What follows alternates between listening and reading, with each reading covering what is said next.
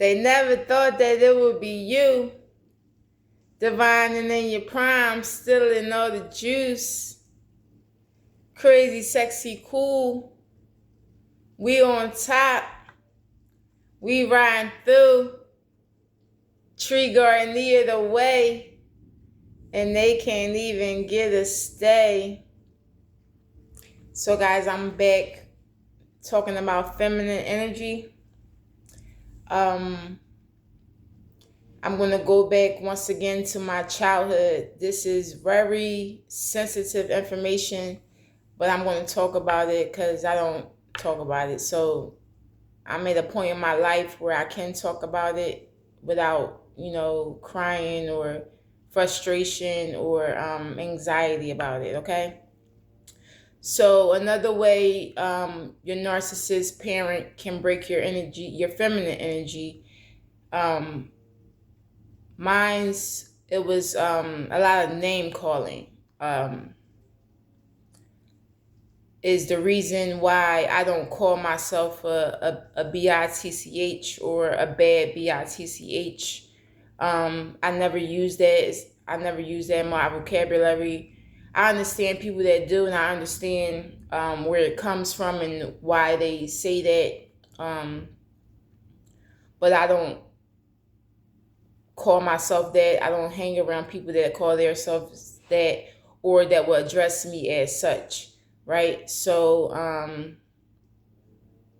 and that's a big reason why, because I was called that intensively and more often than I would like to admit.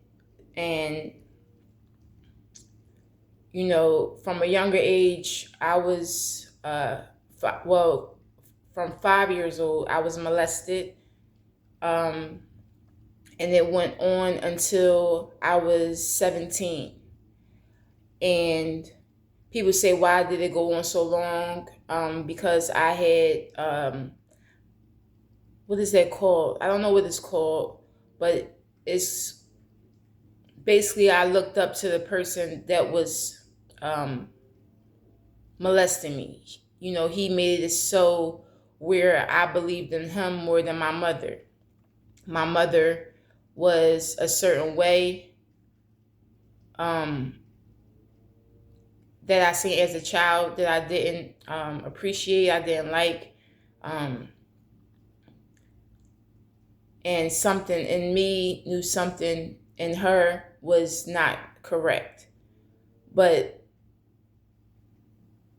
I leaned onto that person because he was there, and he, it started from a very young age.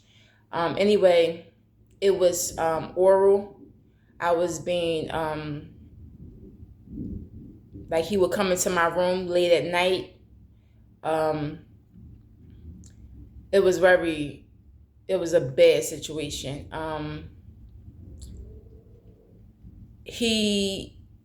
I later found out that he was on drugs. I was a teenager by this time, so everybody knew this man was on drugs. I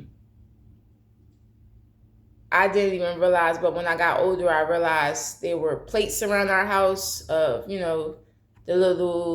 the powder, and then the little razor, and then the little, I don't know if you guys remember, it used to be like the little tube with the little rose inside. That would just be laying around our house as kids, like under 10 years old. We didn't know what that was, but now as an adult, I know what that was. But like I said, I didn't know this man was on drugs till I was about 16. But anyway, he molested me all that time. I would even be sent to his house to babysit. My mom had a daughter, which is my little sister, at when I was 13. So basically, I became the babysitter. I would even when they broke up or they separated, I would be sent to his house, knowing that he was molesting me. She even caught it one time, knowing he was molesting me and still sending me there, the time that it was she caught it. She came in, my pants were all the way down. I was a little kid. I couldn't even pull my pants up. And she just walked to the, he told me to go in the bathroom. So I just went in the bathroom, and she came right in there, and she was like, "Why are your pants down?" And I just said his name, Mr. Timmy. So she went back in there, they arguing or whatever, and then she came to where I was, and she basically coerced me, like, "Oh, this going to happen and that's going to happen if you say this, and your uncle's going to do this, that, and the third if you say this, if you do this." And I'm not sure, but I think eventually I said no, that, and then nothing went down, whatever.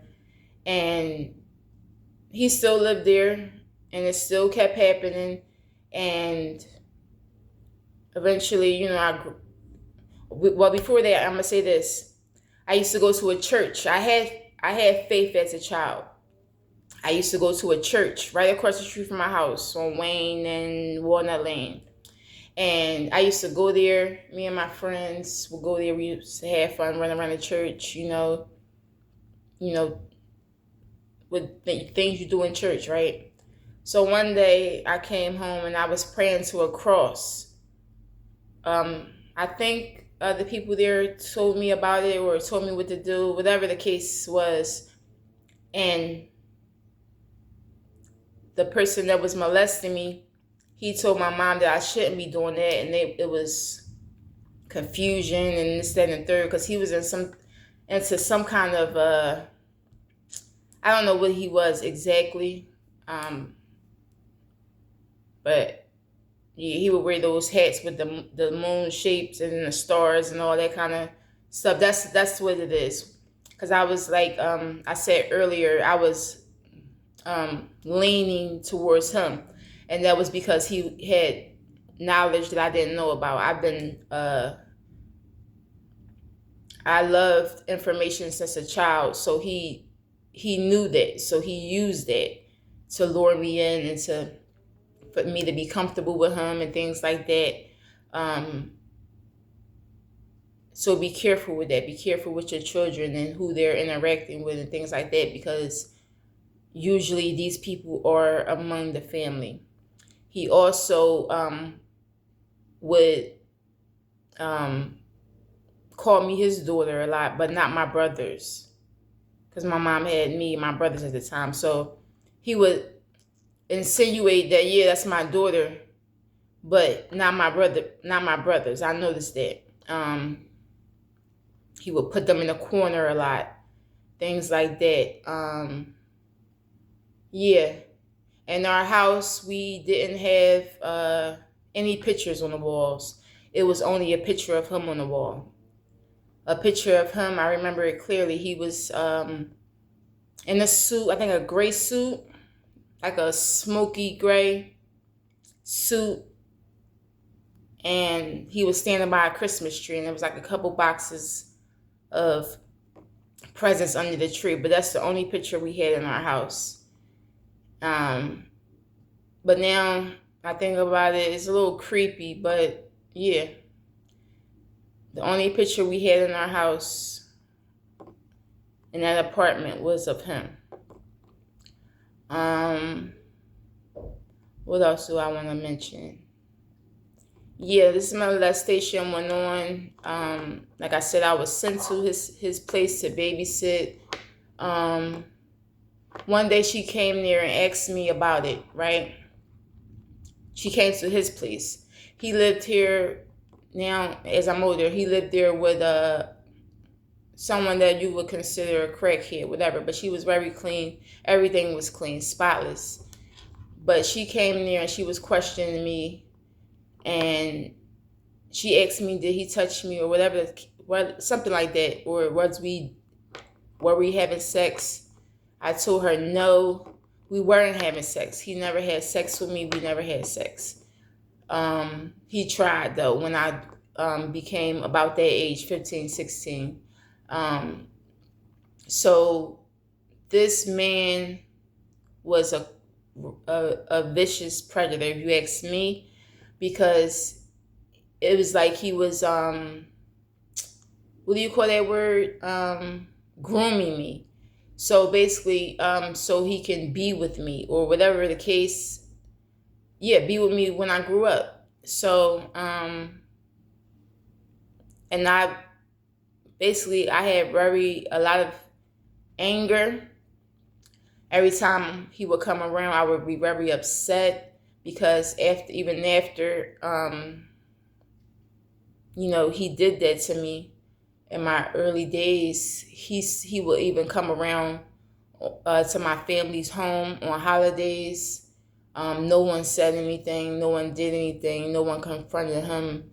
He still was allowed to come in, laugh, joke, drink, party. And of course, regarding my femininity, that would make you really question who's there for you. And,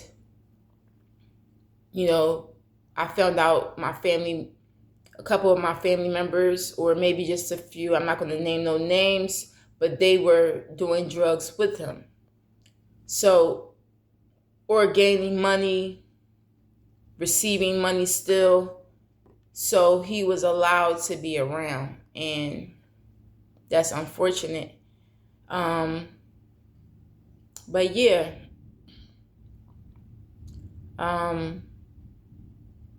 as I got older, and I wanted to confront the situation with my mother, I was victim.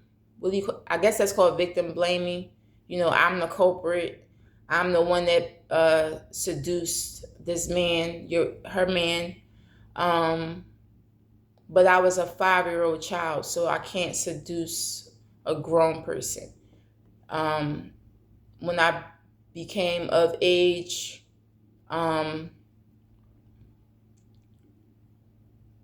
I believe that it started to be a competition, or my mother looked at me as competition, and it just went downhill from then. I was a sneaky person. I was nasty.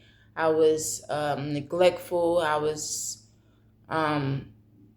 scandalous, whore, sleeping around with people. This is what she was telling people. This is not the truth, but this is what she was making me out to be.